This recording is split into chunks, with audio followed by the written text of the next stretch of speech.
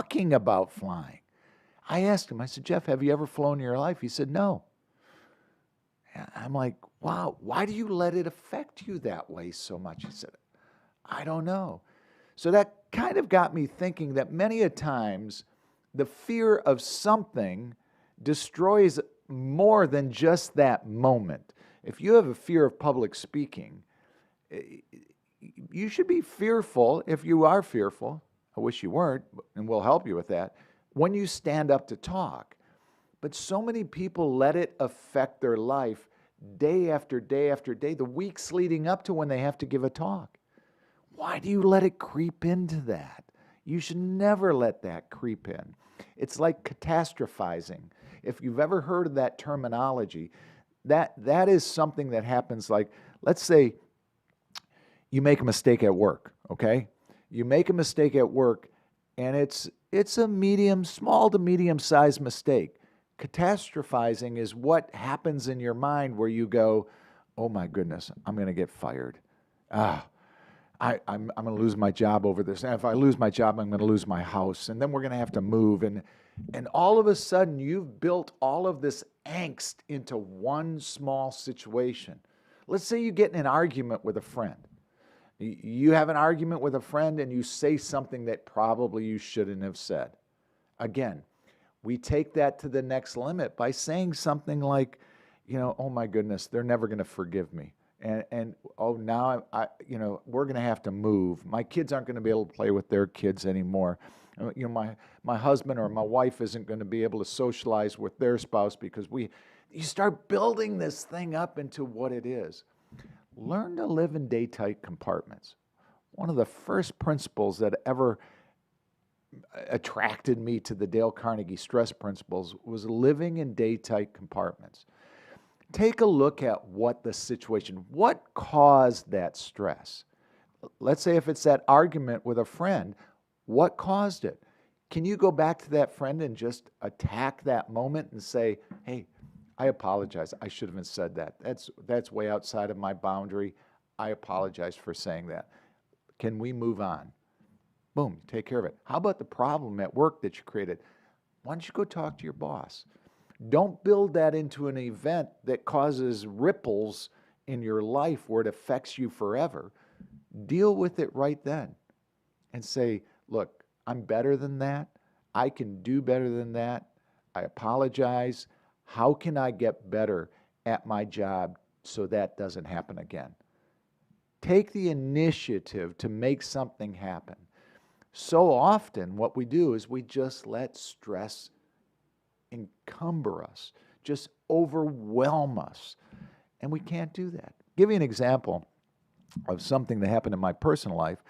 A few years ago, we were in Italy, and I made some comments to my son that I shouldn't have made. I was dead wrong. And usually in my past, I let those things dwell on me. And if I did something wrong, it would just overwhelm me. Well, through going through Dale Carnegie and meditation, I've worked to let the past stay in the past, to forget about it, to get rid of it. And so I did. And one day my son came up to me, he said, Dad, you act like nothing ever happened when we were in Italy. I had already apologized profusely, loudly apologized, and sincerely apologized. Yet he said, you act like that never happened. And I said, thank you. And that took him by surprise because he did not know how hard I've been working in my personal life to let things that happened in my past go, instead of letting them build and build and build. So living in day-tight compartments is really important. Another great principle that we can live by is do the best you can. I mean, that's all any of us can do is just do the best we can. Or get all the facts, weigh all the facts, come to a decision, and act. Act is the part that most people forget. Sometimes what we do is we gather all the facts, we weigh all the facts, and we come to a decision, and then we don't do anything. When you get to that point, at that point, go ahead. and act. And when we do this, when we learn to live in those day-tight compartments, the benefit is you're not going to let the troubles of one part of your life bleed into another, and you'll have more happiness. So we're going to be taking a break here, a short break. Then we'll bring Svein in to talk about everything going on here at Celebration Pointe and just have a great time for about 45 minutes with Svein Dyrkolbotn. So this is MotivationU, the podcast, coming to you from the Coach's Podcast Room at Spurrier's Gridiron Grill here at Celebration Pointe. Be right back. We still hear it. The sound of victory. The joy of being part of something great. And while things may not be the same right now, we haven't gone anywhere. If you bleed orange and blue, then Meldon Law is the firm for you.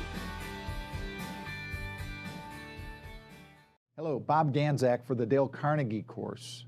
Because of the great strength that we've had in the last couple of classes here, we are having another Dale Carnegie class starting September 21st, Tuesday night, the 21st, from 6 until 9:30 at Hotel Indigo. It's one of those things that's going to change your life. It's going to really give you the tools where you can improve at business, in your relationships, just in your love of life. So you will be able to sign up at jacksonville.dalecarnegie.com, find courses, find the one that is for September 21st in Gainesville. Hotel Indigo, 6 to 9:30. 8 weeks in a row, incredible energy, atmosphere. You'll love it. Sign up today for the Dale Carnegie class. Thank you. Looking for more reasons to celebrate? We have them here at Celebration Pointe. Enjoy some of the newest additions to our already celebratory lineup, like Dave & Buster's, Les Macarons, and Prime and Pearl. There's always a reason to celebrate. Join us anytime for any occasion. Celebration Pointe, where Gators come to celebrate.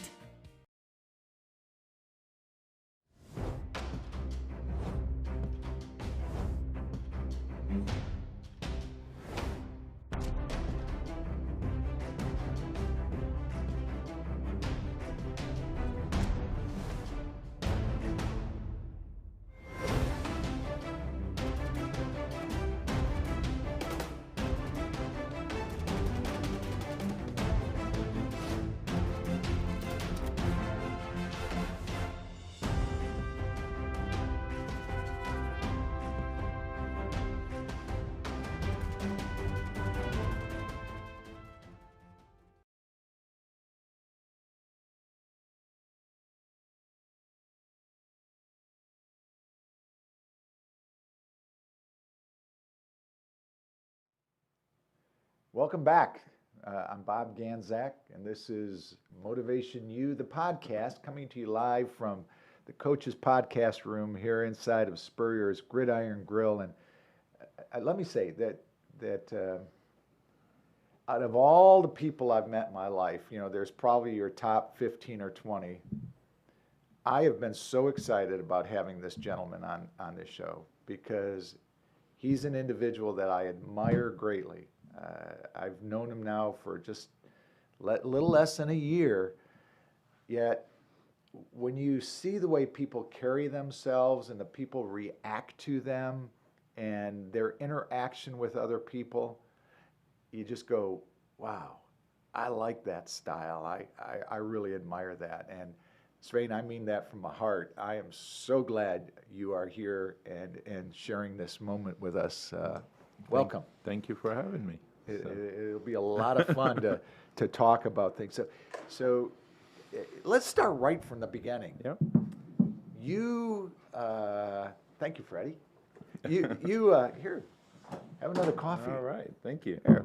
We're drinking Opus coffee here, enjoying our morning and just sharing some thoughts. But tell us how you got to America from Bergen, Norway. Yep. No problem. I landed in Orlando on August 17th, 1990, and what led me there was when I was in 5th or 6th grade, back in the days when basketball was a relatively new sport in Norway, where most of the sports are cross-country skiing and soccer and ice hockey. I took a liking to basketball, and I played for a club team over there for the majority of my my middle school and high school over there until I was 17 years old, and I reached the highest level of basketball when I was 15 or 16. So there was really nowhere for me to, per se, go any further. Let me ask you about that. You said you reached the highest level of basketball, not for a 15 or 16-year-old, but for an adult also. Correct. I mean, so I was when I was 15, I was on the junior national team, and by the time I was 16, I played on the senior national team in Norway. So that's the highest level you can get on. So, and so you were 16 years old playing with guys that were in their 20s and competing against people that were correct grown adults. That's correct.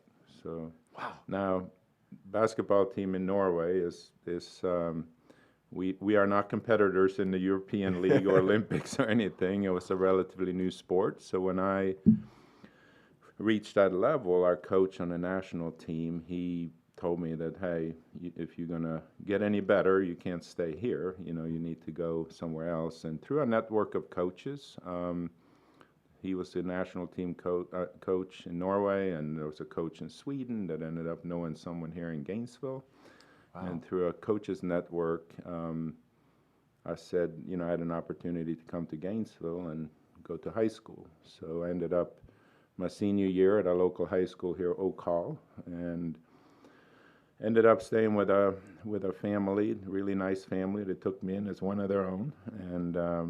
And then during my senior year, I played basketball there and did pretty well and got a scholarship at UF. Wow. So that's how I so ended up here. How tall? 6'8". 6'8". So okay. They always measure you with the big shoes when they. So at the doctor's office, it's 6'7", probably, but So this show is about leadership. I mean, it's really about leadership. I have this firm belief that some of the greatest leaders in the world are living next door to you. Yep. They're just not on a global area of running huge companies. They're running smaller organizations, but making impacts on people's lives every day. When we look at coaching, now you started your basketball career in Norway. When you look at coaching in Norway versus coaching in the United States, what type of differences do you see, or is there any?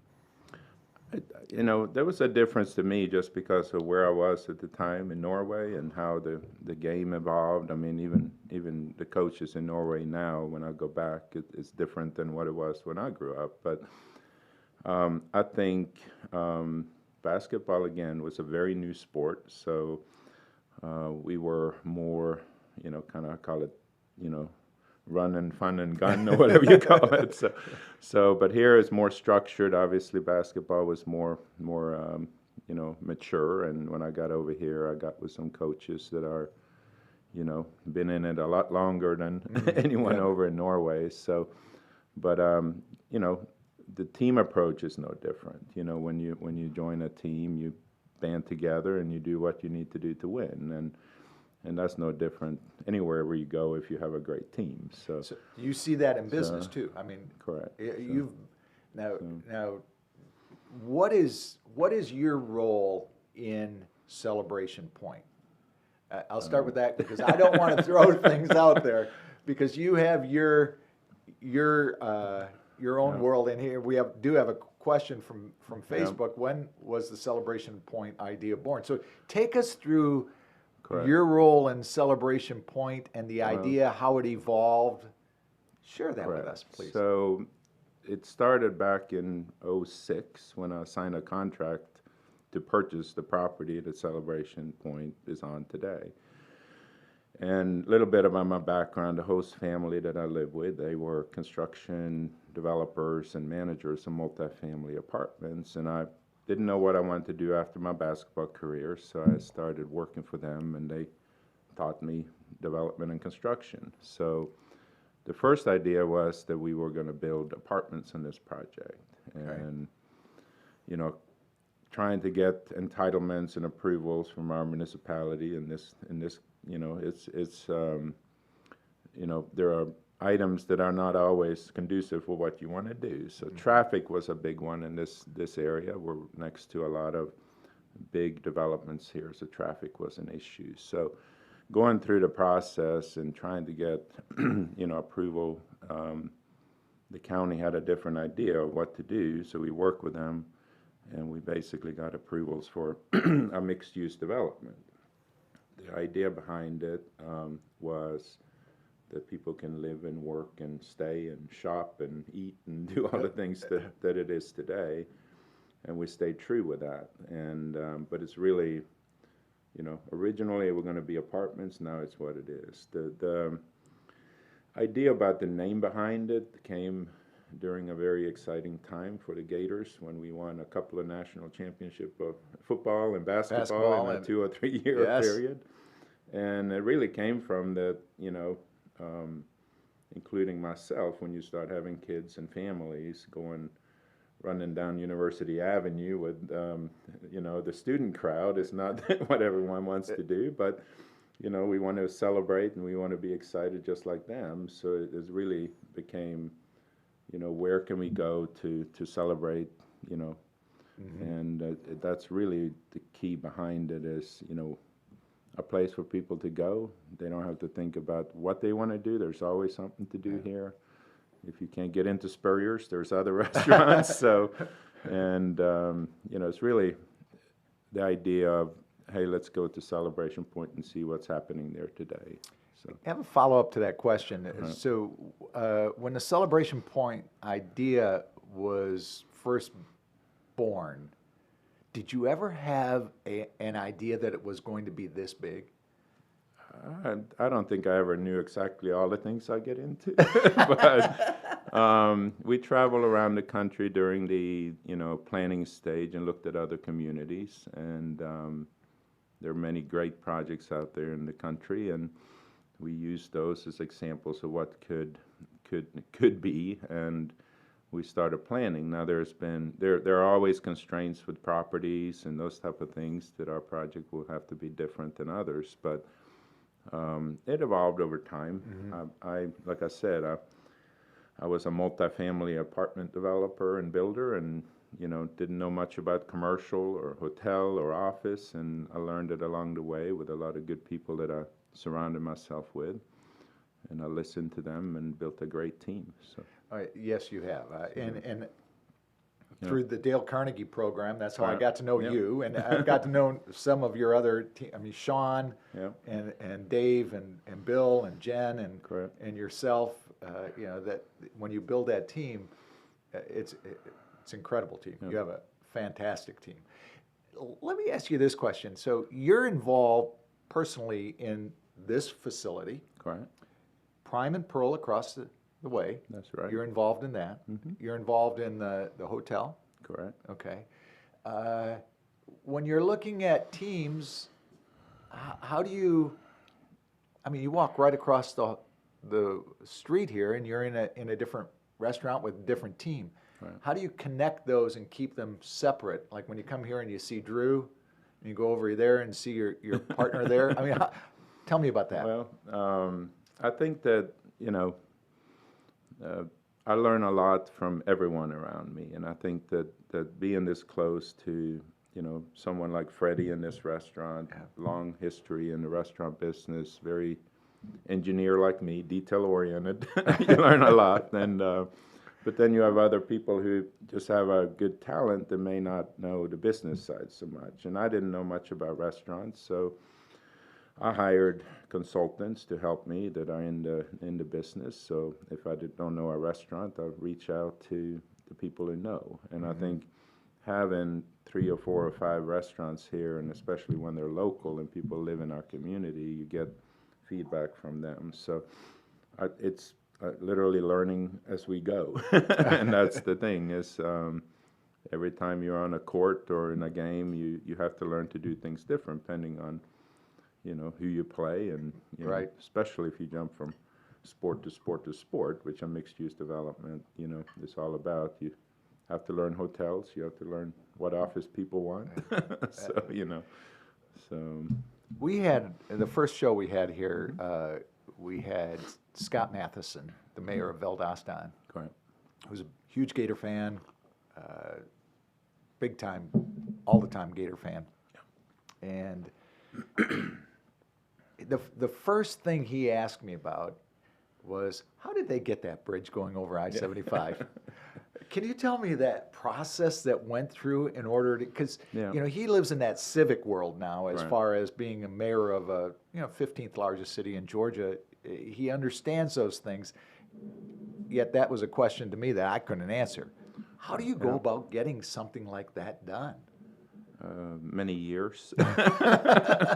But it's really it's an involvement too. So there are requirements when you develop property to have, access to a property. And when you do a development of this size, you need multiple accesses to the property for traffic reasons. We can't have people lined up from Archer Road all the way up to Bass Pro trying to get out. And so it really came from a need perspective, and then as we worked and tried to find different ways to solve that, I sat one day with some of my colleagues and say, why don't we just build an overpass over I-75, which at that point, including myself, seemed like a far-fetched idea, but we started working with different ways to make it happen.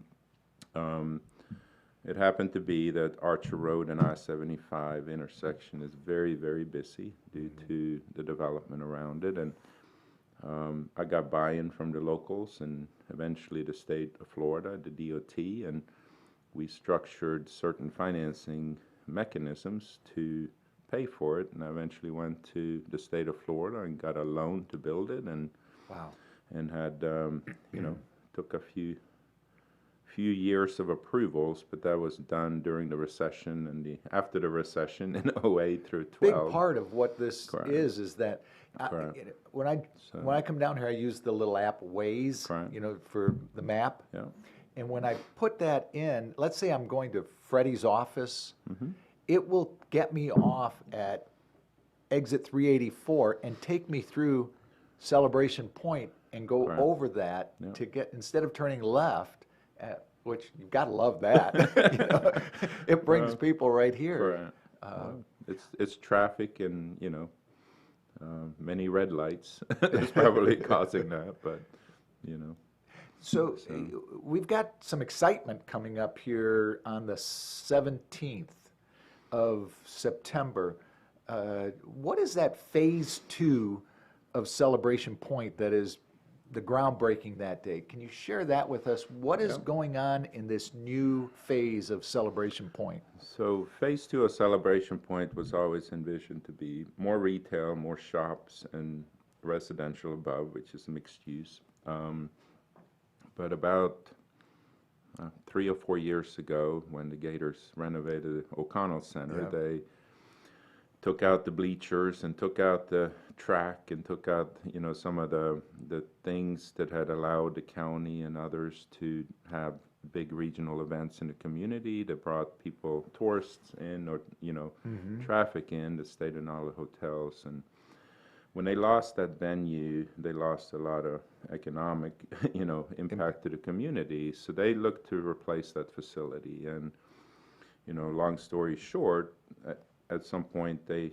did a study and they saw that if they put these facilities in a place where it has easy access to highways and lots of hotels around it, but also entertainment and something for the parents to do when their kids go to play and hang out, is very favorable. So, we worked with the county, before COVID and started talking about it. We got a little held up during COVID, but right now we're under construction, preparing for building, I think, 140-something thousand square foot facility that is purely focused on events and regional events to be brought into Alachua County, and it's a public-private partnership with the county. What type of events will that facility hold?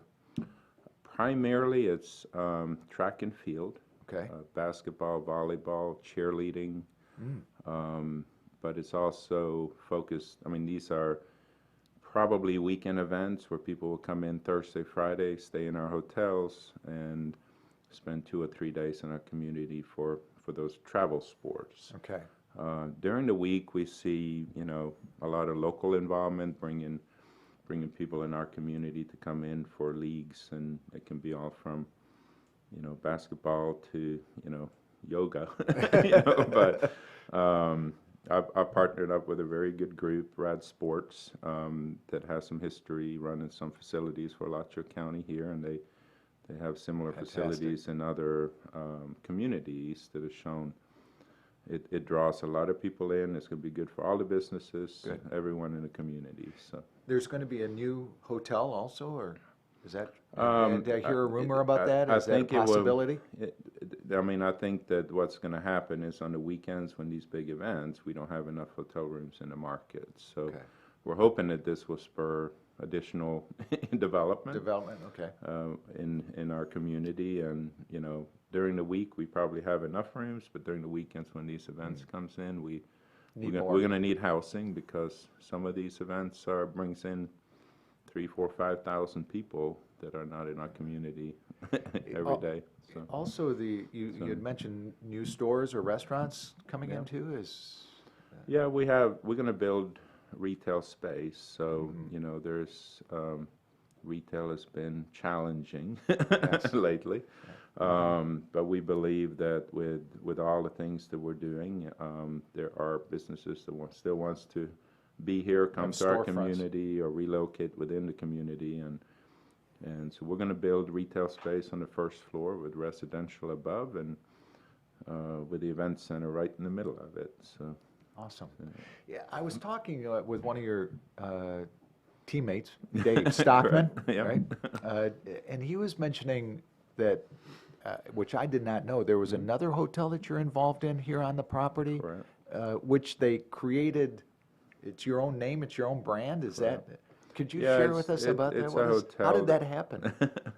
This is the involvement of a big project. So we had a need for road access off Archer Road. We actually have two access points, and during the development of the project, that hotel needed to be purchased in order to literally pave the way for a road. And so there was someone who had owned it from the beginning, 20 plus years, maybe 30 years, and they got late in their life and wanted to sell it. So we ended up buying it and running it and relocated a parking lot and built a road. So, and these are all things we did to, better the access, which then helps businesses. This was during the time when Bass Pro Shops came in, and Regal Cinema was telling us, just build that bridge and we'll come. So, but it really, that's sometimes what happened. You have to buy additional property to make something happen. So that's what we did. We always hear things about, student athletes, and people make comments about it. You were a real student athlete. I mean, you graduated from the University of Florida. Correct. Played basketball there. Yep. For what years were you there playing basketball? 91 through 95. Okay. So. And your degree is in? Civil engineering. How did you choose engineering? It was really, I didn't really know what I wanted to get into. So, and going back to my host family, the dad was a civil engineer. He was a developer. He was a builder, and built a very successful business, and I just followed his footsteps. So it was really inspired by him and what he had done and accomplished. And, he was one of many role models, but probably my primary role model for the first 5 or 6 or 7 years I was here. I worked for that company 8 years, learned a lot, and then started on my own. So. That's it's amazing that we hear that, yet then you take it and you see that the person that they get that degree and they keep on pushing on. Usually when a person's career is over, unfortunately, the press clippings usually stop and everything else, and we don't always hear of what happens afterwards. Right. Like some of your teammates that you probably stay in touch with that have had successful lives outside of basketball. Correct. After that, and we tend to get away from that. Freddie was mentioning to me, just before we went on the air, Freddie Wiebe was mentioning to me that he said, ask Svein about the parking challenges, which is awesome to have, right? Exactly. Tell me about what the weekends are like here at Celebration Pointe now, which since the restaurants have opened and things are happening. It wasn't long ago where the theater was closed and there was very few people here, but I really think that we're back to probably ahead of where we were pre-COVID, and which is great news. Park is one of these things that we spend a lot of time talking about parking, and having a parking problem usually is a good thing, but obviously we want to have everyone that wants to come here, have a convenience of parking and get here. At the same time, in a mixed-use development, it's a balance of, on the weekends when there's a lot of restaurants and entertainment, people aren't working in their offices, and you can overlap some of those uses. Residential, always anyone that lives here needs to be able to park when they come home, whether it's 5 in the afternoon or 5 in the morning. But so it is a challenge. I'm sure we're going to have to add parking as we get more mature and those type of things. But that's really the basis of this entire project. I mean, the project in the county's, approvals is considered a transit-oriented development, which means that hopefully you have someone here that lives here and they park at their apartment and they walk to work instead of moving their car. And same concept with, people come and stay in a hotel, they walk down to Spurrier, so Prime and Pearl, and they eat, and they don't have to park their car, get on the road, and transit in this community is very successful, tied to students. I think a lot of riders. I think our community has a long way to go for people that are in the working class to get used to do that. And where I'm from Bergen, Norway, transit is a huge, and I think that's why maybe I bought into the county vision. Is my hometown. They have light rail. They have buses and places that and the parking downtown is near impossible. So they kind of force people to use different ways. I think here that's been a little bit of a challenge. If a community is conflicted in that, it's may not happen the way some people want. So I can attest that my wife and I came down here for the weekend a couple of weeks ago, stayed at Hotel Indigo.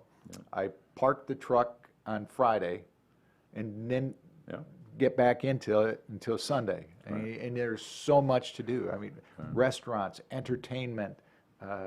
Walking over to Bass Pro Shops, Dave and Buster's. I mean, whatever you want to do, wherever you want to go, you have a variety of things, and you never have to leave. I mean, this is a one-stop entertainment world, and I'm sure that's what you were hoping to create, and that's what you have created. No, and that's the concept behind the entire mixed-use world.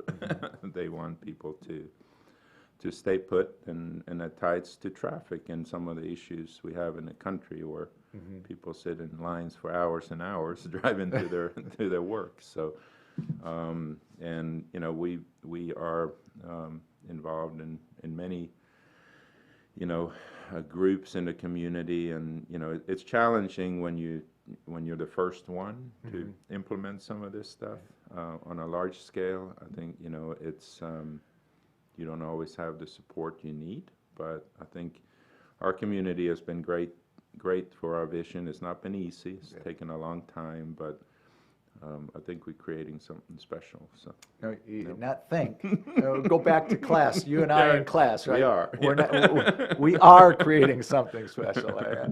It was so much fun having. I got to go back having to your class and remember those things. Come back as a grad assistant.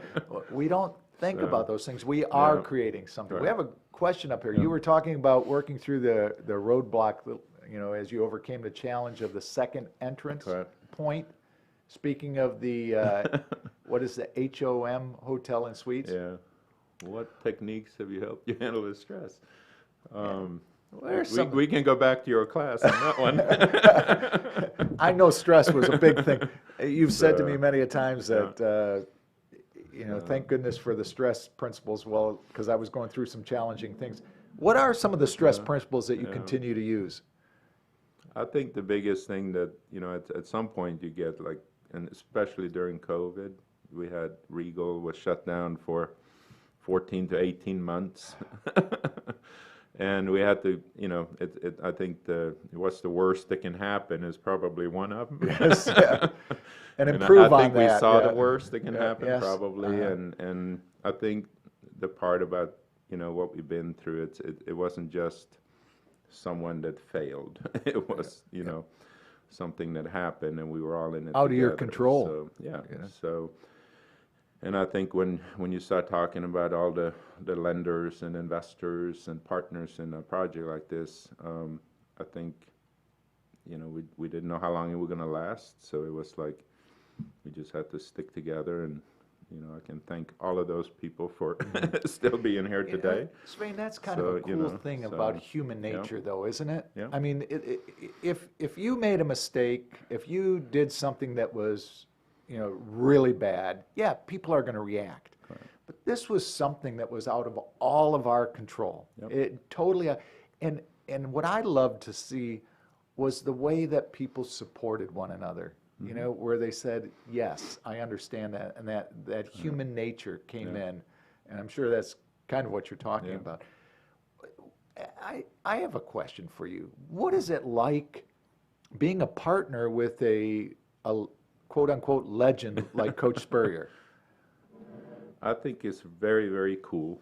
And I think it's one of two things in this project that probably makes the project kind of complete, because our vision was, with my background, I was playing at University of Florida when Coach Spurrier was there. Yep, he was coaching, and I was playing for Lon Kruger, which is helped me through college and learn. And I think Coach has a very, very, very good way of, encouraging people, and the way he's done things is amazing. And I had no idea until we started putting up pictures and wallpaper and trophies and all this, what, to the extent what he has accomplished. And I think it's very, very, very, great to have him part of this project.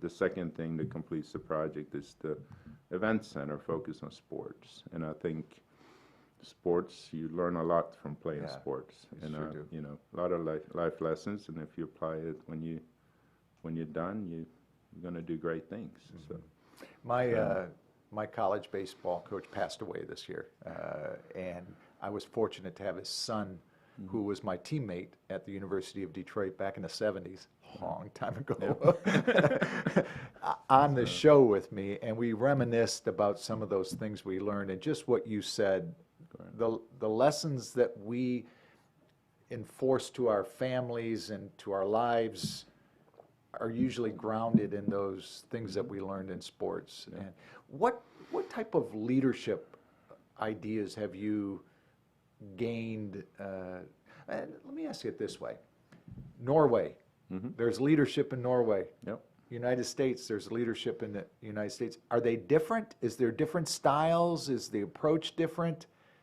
What have you seen? So I always get in these interesting conversations because Norway is completely different. Well, not completely different, but it's kind of like, I don't know how many million we're in the United States now, 320 or 50, from all over the world. So we're all different. And in Norway, we're 5.2 or 4 million, So less than this Miami.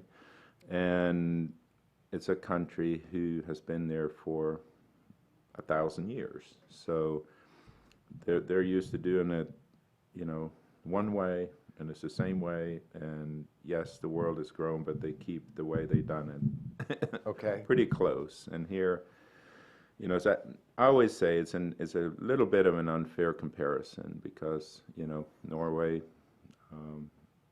luckily for Norway, they struck oil in the 60s and have plenty of power behind them to deal with a lot of stuff in a small country. United States is probably the complete opposite of that.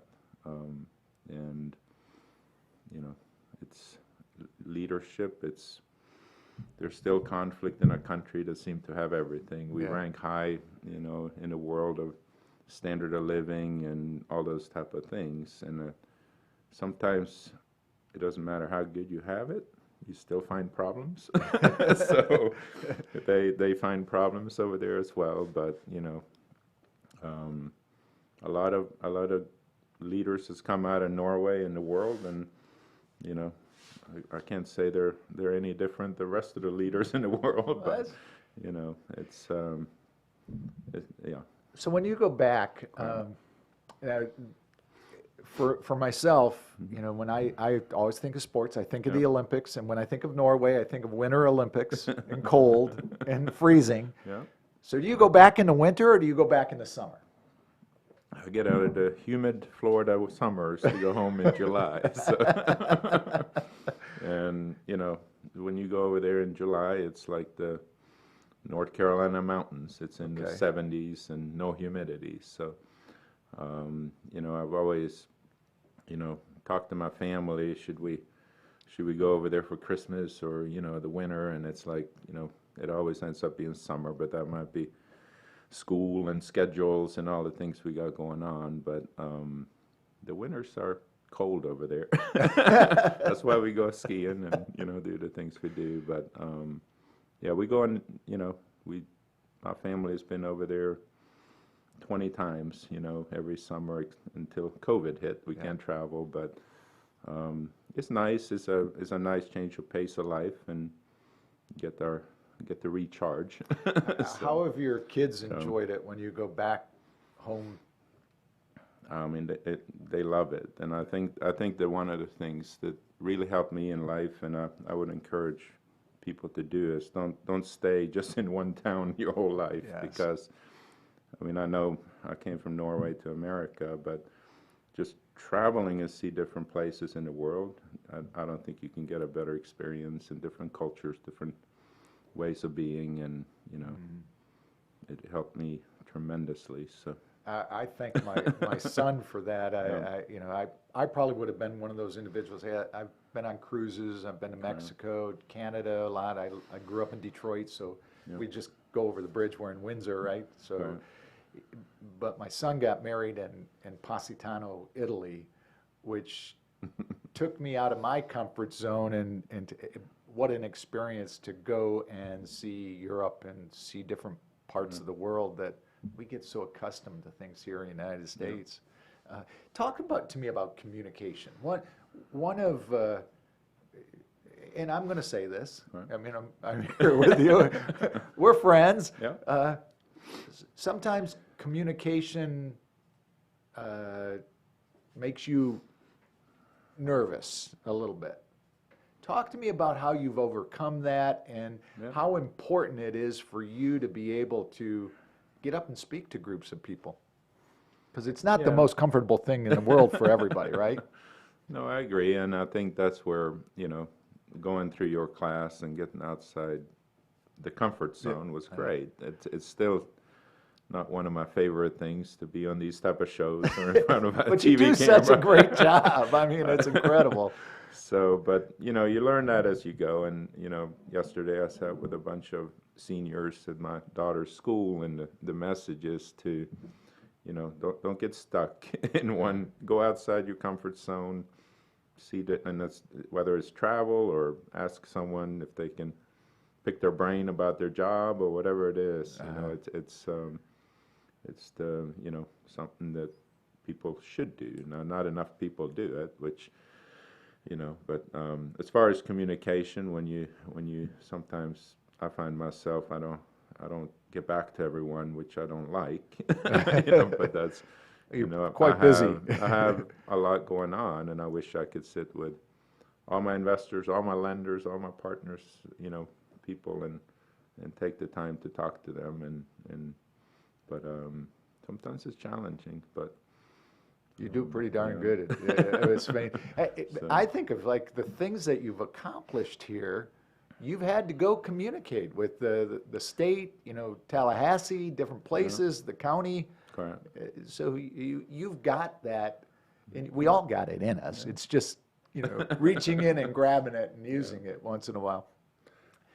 So where do you keep your Final Four ring? That's a question we have just jumped up on Facebook. Where does he keep his Final Four ring? That's a question. Well, for the last many years, it's been sitting at home. But Freddie asked me one time, I don't know if that question came from Freddie, but he actually asked me to bring it in here, and I think it's in display next to many of Spurrier's trophies right now. So I haven't found a cabinet or box where it is yet, but well, my understanding it is right near us here. So as soon as we're done here, I'm going to go look for it. It's amazing, though. Yeah. What type of leadership things have you learned from Coach Spurrier, being his partner in here, just to be around this? Because I have to admit to you, you think of somebody's career, 66 until today, because he's still active in everything that goes on. When you put everything in one building, when it's scattered all over from St. Augustine and other places and memories and newspaper clippings and television shows, it kind of loses its impact. But when you put it all in one building, it's pretty overwhelming. What is it like? What have you learned leadership-wise from? So my role in Spurrier's were more on the construction side. Okay. So we're the one that tried to put the building up and those type of things, and I think Freddie was more putting that piece together. But as you walk around, like I said earlier, I was around when Coach, and Shane Matthews and Denny Werfel and those people were leading the team, and looking back at it, I probably didn't realize at the time what he accomplished. And so I think this restaurant serves as a kind of a way to tell that story. And I didn't realize that some of the things that he tells me about when he was at Duke and some of the other schools. And incredible. So my wife is from Carolina, and he's coached at Duke, so that's an interesting dynamic. But so, did she go to school at Florida, or my wife? Yes. No, she went to University of North Carolina. She's a Tar Heel. So. Tar Heel. Yeah. So the Duke and the Tar Heel thing kind of plays well, right? I don't know if there's a key to the city to Chapel Hill up there. Or I don't know. We had a lot of interesting conversations the other day about that. So, but that's part of it. I've met so many people through this project that are Georgia fans, FSU fans, Miami fans, and it's just, makes for fun conversations. Where do you see the future? What is your vision as Celebration Pointe goes into, the upcoming years? Well, I think that, from a, per se, design and building standpoint, once we get phase 2 built and the rest of the land developed, there's going to be a lot more residential here than office that I thought. And originally I thought, that's a COVID thing, it's a market thing, and so I think we're going to focus on a lot more residential. But the ultimate vision is, this project can be used to, send a message to many people. It can be used to, we have events here all the time for, fundraisers and nonprofits, and it's such a good tool and place to have those type of events. So, and I think a lot of the people like Coach and myself that this community has been very, very good to, wants to give something back. And I think this is a venue to be able to do that. And so as, we're in the business, we want to make a living, but at the same time, I think some of the things that we could do here with, especially that's why I think the event centers has such a big youth coming in. We have someone like Coach that can talk to the youth or, mentor them. And I think the earlier you can start that, the better. So, and sports is great, but letting them see what he accomplished will inspire someone. So. Svein, we all hope in our lives as we get older, that we make an impact on our community. Mm-hmm. And when you sit with somebody like yourself that has taken the community of Gainesville, which was not your birthplace, you came here to be a student, but the mark you've made on this community is amazing. I mean, the legacy that you and your family have impacted this community in a positive way is just absolutely beautiful. I hope people give you the credit for the stress and the pain and the challenges that have gone on behind the scenes, that you have handed such a beautiful facility to the county of Alachua, the state of Florida, in the city of Gainesville. And look, there's 100+ people behind me that's helped us get here. So, and some of them, they say, they don't want their name mentioned. Some of them are people who've made big impacts already in this community and believed in our vision for this project. And, they're the ones that I should thank because they allow me to sit here today and, be here. And I think that's, it's not You're a just humble me. man. I've known some of Coach Spurrier's players, and they all say that they would run through a wall for him. Correct. I know some of your players. Yeah. And you're very humble about that because those individuals would run through a wall for you too. Yeah. And this is a great facility. Yeah. I mean, just bringing us a Bass Pro Shops. I mean, come on. Yeah. I mean, that's something that we never had. But this is such. I mean, I see people from all walks of life coming here and enjoying this facility, and I think that someone like and I met Johnny Morris a couple of times, and when he called us up and say, we signed a lease, and it was contingent upon us building a whole lot more than what we did when they opened. All we had was a road to their front door and a parking lot, and that was it. And visibility off I-75, and someone like that, this project wouldn't have happened without it. A couple of guys, Tom Rothrock and Jim McClave with Infotech, they built their building without the road being in front of it, and they believed that we would deliver everything that we, are trying to deliver. Not as fast as we talked about, but it's coming together. So there's a lot of people who took a risk on this project, and it's not just, me and my team. It's a lot more folks. So, well, I appreciate that. Yeah. Thank you for being on here with me. Yeah, thank you. We wrap up today. For our engineer, Evan Miller, our producer, Evan Miller, our technical guru, Evan Miller. I thank you very much. Coming to you live from the Coach's podcast room at Spurrier's Gridiron Grill. This is MotivationU, the podcast. Thank you.